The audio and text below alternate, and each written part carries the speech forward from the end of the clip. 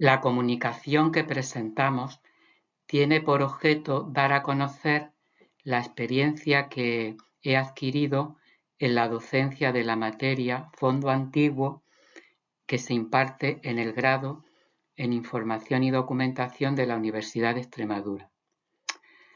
La asignatura de Fondo Antiguo tiene como objetivo hacer una introducción para dar a conocer cómo se gestiona desde el punto de vista del trabajo en una biblioteca las colecciones de Fondo Antiguo.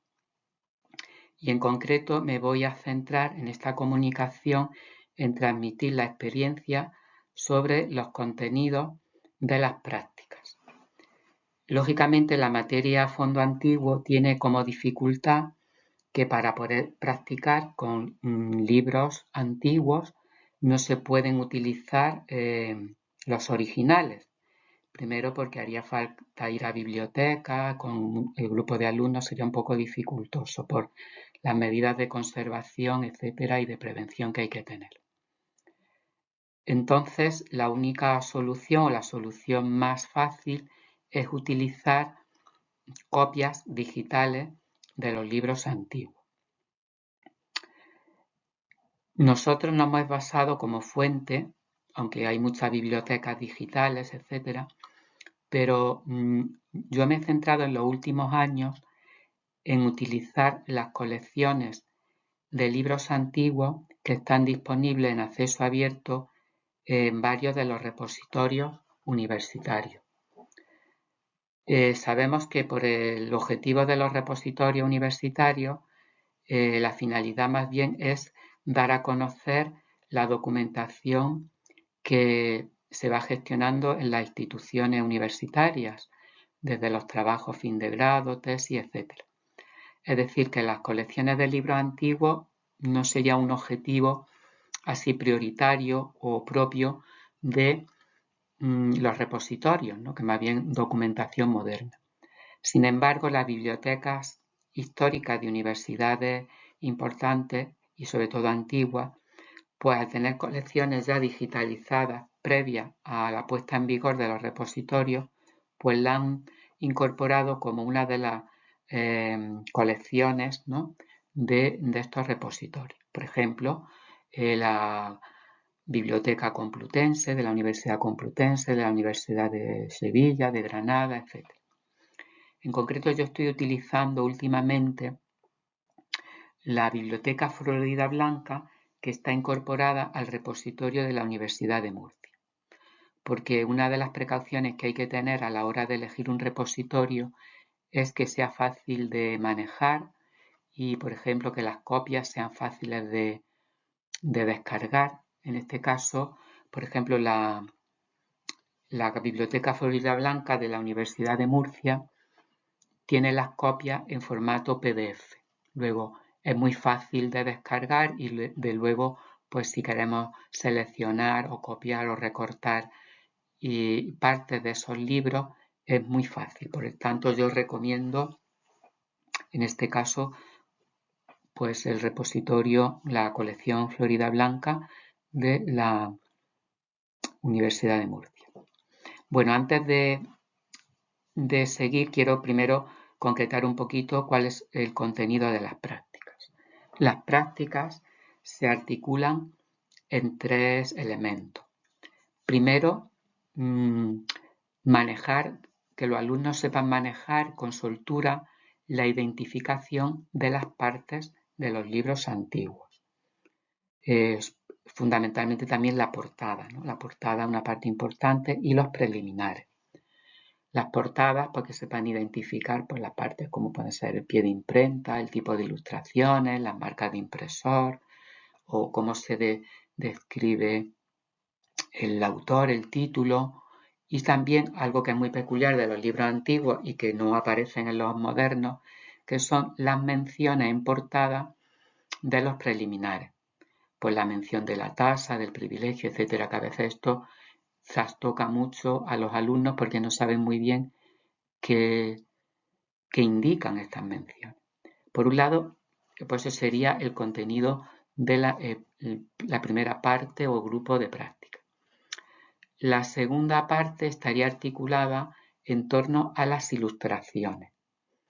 Primero, saber qué partes pueden estar ilustradas en los libros antiguos, pues desde las portadas, las cabeceras, la introducción a los capítulos, las letras capitales, y también identificar la tipología de ilustraciones, porque una de las características de los libros antiguos es que tienen una amplia y variada tipología de ilustraciones, desde las marcas de impresor hasta, por ejemplo, todos los grabados de autor y luego todo tipo de ilustraciones en el interior del libro, etcétera. Pues bueno, pues eso los alumnos tienen que coger mucho manejo en saber identificar los distintos tipos de ilustraciones. También la técnica, sobre todo saber diferenciar la xilografía de la calcografía. Se le dan unas pautas, puesto que las xilografías son mucho más planas, desde el punto de vista estético más torpe, entre comillas. Las calcografías presentan unos grabados mucho más pictóricos, se consigue mejor la gradación de claro-oscuro, de volúmenes, etc. Y por último, el tercer ámbito de las prácticas son las encuadernaciones. Las encuadernaciones artísticas, que es también un elemento muy valioso, muy peculiar y muy diferenciador de los libros antiguos, y quizás sea el que más le cuesta a los alumnos, porque tienen que apreciar y conseguir la soltura para identificar, pues desde las técnicas de encuadernación, el gofrado, el dorado, el mosaico, etcétera, hasta saber identificar las distintas herramientas con las que se consigue la decoración, los hierros, las ruedas, etcétera, las planchas, y luego la evolución estilística, que va muy paralela a los estilos de la historia del arte, de las encuadernaciones medievales, las renacentistas con el amplio abanico que tenemos en España, barrocas, etc. Bien, pues esos serían esos tres ámbitos, repito, identificar las partes del libro, las ilustraciones y las encuadernaciones. Entonces, la metodología, como hemos dicho, se basa primero en hacer una buena selección de copias que estén nítidas, que se aprecien bien las características, que las extraemos de esos repositorios. En el caso de practicar con las ilustraciones y para identificar las partes del libro, nosotros estamos utilizando últimamente la biblioteca Florida Blanca, como hemos dicho. Para las encuadernaciones, aunque también pueden servir estos repositorios, pero yo aconsejo mejor la base de datos de encuadernaciones históricas de la Real Biblioteca, del Palacio Real de Madrid. En el sitio web de esta Real Biblioteca, pues está esta base de datos que está centrada en las reproducciones de las encuadernaciones históricas, que son muy ricas y muy variadas.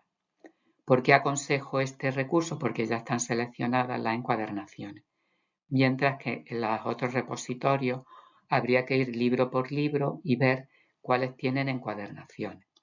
Por ejemplo, el repositorio Florida Blanca, de la colección Florida Blanca de Murcia, los libros antiguos, algunos reproducen las encuadernaciones cuando la tienen, artísticas, pero no son muy variadas.